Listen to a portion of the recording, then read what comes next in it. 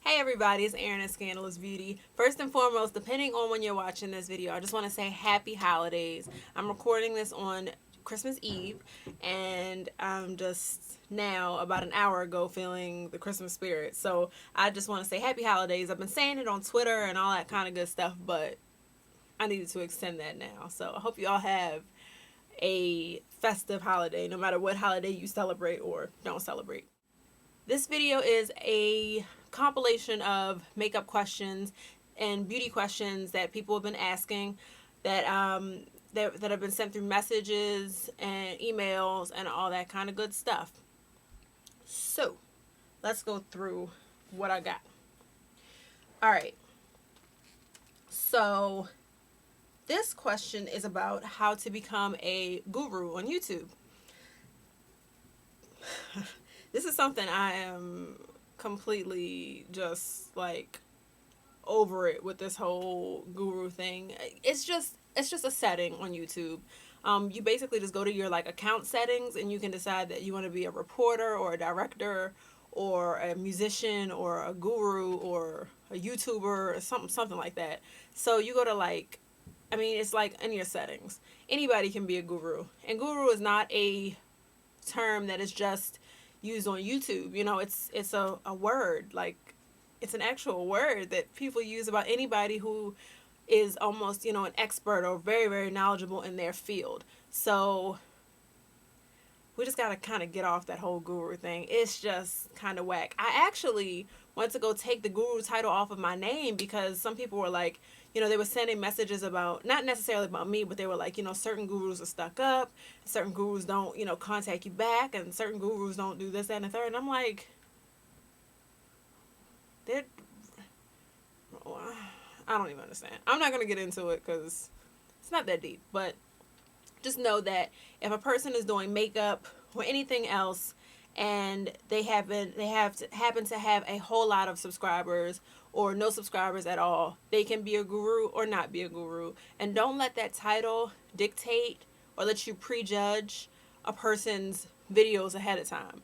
Just because someone is a guru doesn't make them any better than anybody else. And there are going to be a lot of people on YouTube that have 7 subscribers or 20 subscribers. And a lot of people just might not get to see them because YouTube, let's face it, is now getting very, very, very saturated. There are tons of people doing makeup, and there's just a pool of people that are doing videos, and you got to kind of find them. But just don't let that guru term dictate what you feel about these people. There, said my piece on that. Yes. Okay. Makeup by Rochelle O asked if there are benefits to becoming a YouTube partner. So I'm just going to explain real quick. A YouTube partner basically has the perks of making money off their videos by the advertisements that other people click. If you don't click ads, people don't make money. And you're not making like $1,000, you know, a click or anything like that. It's cents. It's like, you know, 1, 2, 3 cents a click depending on the advertiser, blah, blah, blah, blah, blah. I don't have to get into all that, but you can Google it and you'll find out more about that. If people don't click your ads, you're not making money. And at the end of the day, you have to make like $100 a month in ad clicks to actually get a payout once a month. That's just how that works. So I did see on the Tyra show that people are on there making like thousands and thousands of dollars, and they can now live off of that. I'm sure there are people out there, probably even makeup people, you know, the really, really big people on YouTube, you know, that have hundreds of thousands of subscribers. I'm sure they're making good money doing it. I have a little over 22,000 subscribers right now, and I will say that I'm not bringing home like buku dollars. I'm not really making enough that, you know, I'm like, I can quit working. It's not that kind of money. So I just want that to, you can keep it in your head and let it be, you know, like a motivation for you to become a partner. But at the same time, I don't know how many subscribers or clicks or hits or anything like that you have to get to make a substantial amount of money. The cons though of being a partner, the biggest con, well, the other pro, I'm sorry, is that you get to have videos longer than 10 minutes. So that's pretty cool. I mean, that's helpful, very, very helpful. In a lot of different ways, and don't, you know, be ready to slit your wrists if you anybody out there, you know, if you don't get to become a partner, because it's really not like that serious. I never really look at somebody and be like, oh, they're a partner, that makes them better than me or more seasoned than me or anything like that. It doesn't really matter. But the biggest con to me is that you can't have music in your videos whatsoever. You are not allowed to upload a video if you're showing any media from any type of product. You can't, I mean, of any type. You can't show, you can't play any music unless it's like, it's, crap, I can't remember. Like on iTunes, there's different music on there, but it's not, it's royalty free. That's what it is. You have to Google royalty free music and you can find that. Blah blah blah. But you can't actually have, you can't put Robin Thicke on your song. You can't put Beyonce on your song or anybody like that. You can't put that music on there at all when you upload it. They give you a checklist of things, and if you don't have it, you can't. I mean, if it's on there, you can't do it. You can't show a picture of a magazine or anything like that because it's somebody else's copyrighted work. That sucks a lot. So you're not making money on every video. If you got music or a picture of somebody or whatever, they will erase your video promptly. Trust. I've seen it done. So that's another con. But you also, another pro, you do kind of get to like hook up your homepage and stuff a little different. It gives you a few different options. But other than that, that's really it. Okay, so the original Caramel said, what is the difference between a primer and a base? Those are terms that can be used interchangeably. Some people are going to say they prime their eyes with a base. You know what I mean?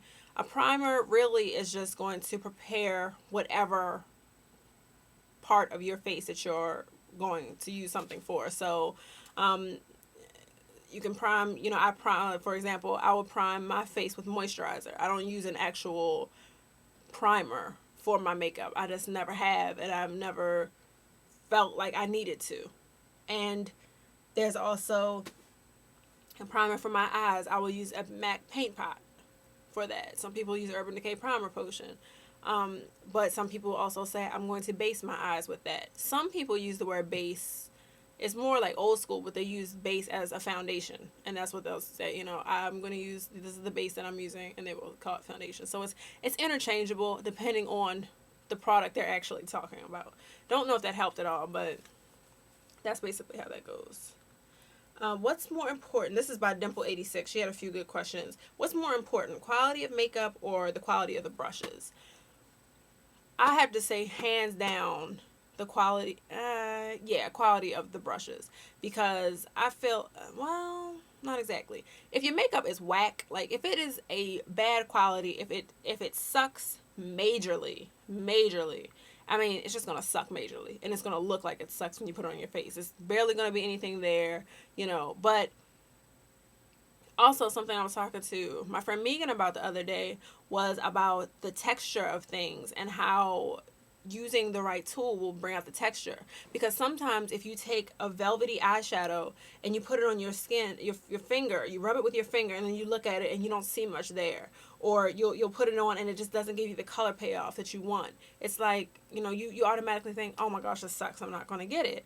But when you go home and you play with the textures of a shadow, if you take a matte base on your eye and you use a brush and you apply it. I have a example of this, and I'll show you how to do it in a video, and I will post that video so you can see it. But sometimes when you use that blending brush and you put that product on and you do a little bit at a time, and you blend and put it on, you will have a flawless matte velvet finish, which is not common to get and not easy to do or accomplish, but I hate it. I talked to you guys about this brush a long time ago. This was the Crown Brush Skunk Brush or whatever. I hate this brush so much. It's flimsy. It didn't apply product the way I wanted it to. I was not fond of it. And then I have a MAC 187 somewhere, which is the real deal Holyfield, and I live for it. And this just did not give me what I wanted. Products showed up differently. They didn't look as polished. It's something that you got to play around for, but it's not always. It is always you get what you pay for kind of thing. But companies are coming up now, and they're realizing that they don't have to, you know, charge you $30 for a blending brush. They can charge you $5 and it's going to be the same brush, if not better. So, yeah. Hopefully that made some sense. That was kind of all over the place. Should makeup match your clothing? Also by Dimple76. I never, ever, ever have my makeup match my clothing. Like, not ever. Today, I don't know, hopefully you guys can see this. But I'm wearing like a taupey color on my lid and a purple in my crease. And I'm wearing a green sweater. But I thought that this look might complement the green, you know, in a different kind of way. It's not a rule, but it's like one of my personal rules. I just never ever have makeup match. You know, I used to back in the day, but it was just like a blue shirt and blue shadow sometimes can just be a lot. Or, you know, all this pink on my face with pink on, or red with red. I just don't do it. Rock off. Everybody do what you want to do. You know, if that's how you like your makeup, you know, that's completely fine. But you can never go wrong with a nude face or, you know, neutral makeup. You can never, ever, ever go wrong with that. So keep that in mind. What do you think of airbrushing? I personally am not against airbrushing, but I'm not for it. I've never really entertained the thought of buying an airbrush machine to use on clients or to use on myself.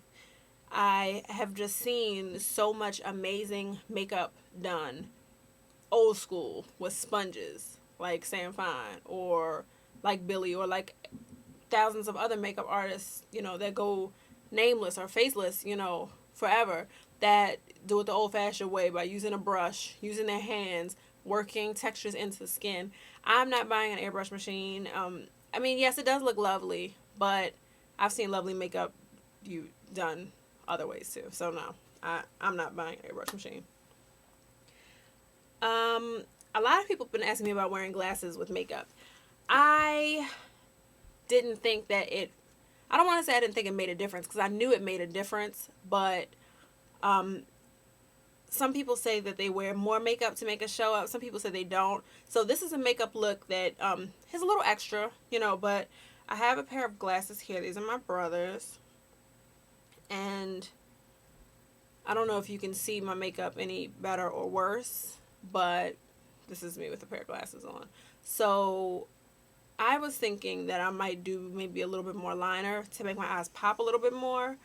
But like feeling like you have to wear extra bright makeup just because you have glasses on, I don't think it's necessary. Feel free to let me know what you do differently if you wear glasses. Like I said, I don't wear glasses, but I went up to my brother's room, asked him if I could put these on, and this is how I wouldn't do my makeup any differently. Maybe a little more liner, but like that's it, really. And I'm also wearing false lashes, and my false lashes aren't hitting the glasses at all. They're not in the way at all. So yeah.